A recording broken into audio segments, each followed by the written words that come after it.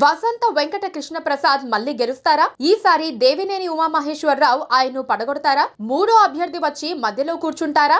Local non local వివాదాలు, కుల పట్టింపులు అక్కడ బాగా పనిచేసే అవకాశం ఉందా? ఉమ్మడి కృష్ణా జిల్లాలో మైలవరం నియోజకవర్గం అన్ని పార్టీలను టెన్షన్ పెట్టిస్తోందా? నేతల మదిలో ఏముంది?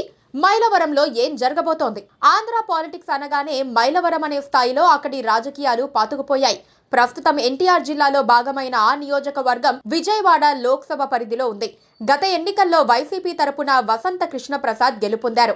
ఆయన తండ్రి వసంత నాగేశ్వరరావు కాంగ్రెస్ పార్టీలో హోంమంత్రిగా కూడా పనిచేశారు. దూకుడు స్వభావం ఉన్న వసంత కృష్ణ ప్రసాద్ నియోజకవర్గంలో బలమైన కమ్మ సామాజిక వర్గానికి చెందిన నాయకుడైనప్పటికీ పోటీదారుడు కూడా అదే సామాజిక వర్గం నుంచి వచ్చే అవకాశాలే ఎక్కువగా ఉండటంతో మైలవరం హాట్ టాపిక్ అవుతోంది. పైగా కృష్ణప్రసాద్ అలియాస్ కేపీ వైసీపీలోనే ఉంటారా లేక టీడీపీలోకి వచ్చి ఆ పార్టీ నుంచి పోటీ చేస్తారా అన్న ప్రశ్నలు తలెత్తుతున్నాయి. ఇటీవలి కాలంలో ఆయన అధికార పార్టీలో అంటీ ముట్టనట్లుగా వ్యవహరిస్తున్నారు. కేపీ తరచూ కనిపించకుండా పోతున్నారని, అధిష్టానంపై అలుగుతున్నారని వార్తలొచ్చాయి. వైసీపీలో అంతర్గత కుమ్ములాటలకు కూడా మైలవరం నియోజకవర్గంలో నిత్యకృత్యమైంది. మైలవరంలో మంత్రి జోగి రమేష్ జోక్యం చేసుకుంటున్నారంటూ అగ్గి మీద గుగ్గిలమైన కేపీ నేరుగా అధిష్టానానికే ఫిర్యాదు చేశారు. దాంతో జగన్ స్వయంగా జోగి రమేష్ ను పిలిచి సర్ది చెప్పారు. అయినా కొంతకాలం కీచులాట కొనసాగి ఇప్పుడు తాను ప్రాతినిధ్యం వహించే పెడనలోనే డౌట్లు రావటంతో జోగి రమేష్ మైలవరం నుంచి సైడ్ అయిపోయారు. ముందు తన నియోజకవర్గం చూసుకుందామని నిర్ణయించుకున్నారు.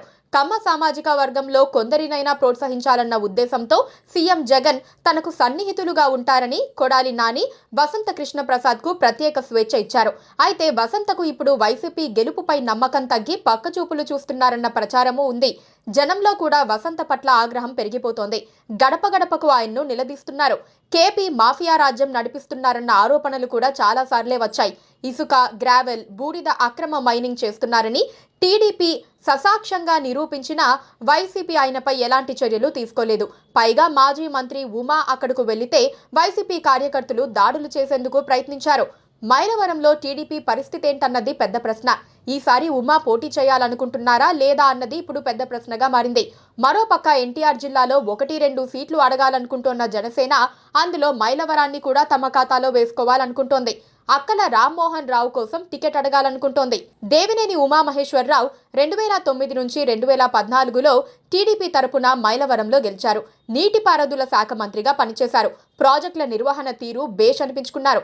2019 వైసీపీ ప్రభంజనంలో ఆయన ఓడిపోయినప్పటికీ ఉమా రాజకీయాల్లో క్రియాశీలంగానే ఉంటున్నారు. ఉమకు అక్కడ మంచి పేరు కూడా ఉంది.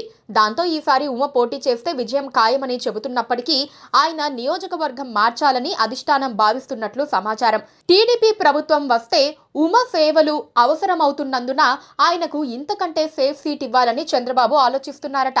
అందుకు మరో కారణం కూడా ఉంది. జనసేనకు మైలవరం నియోజకవర్గం కావాలని అడిగితే కాదనలేని పరిస్థితి రావచ్చు. ఆ పార్టీకి చెందిన అక్కల రామ్మోహన్ రావు చాలా ఆశలు పెట్టుకున్నారు. 30 ఏళ్లు కాంగ్రెస్ లో ఉన్న ఆయన గత ఎన్నికల్లో జనసేనలో చేరి పోటీ చేశారు. 3వ స్థానానికి పరిమితమయ్యారు. రామ్మోహన్ రావు అప్పటి నుంచి జనంలోనే ఉంటూ జనం సమస్యలు పరిష్కరిస్తూ జనసేన అధ్యక్షుడు పవన్ కళ్యాణ్ దృష్టిని ఆకర్షించారు.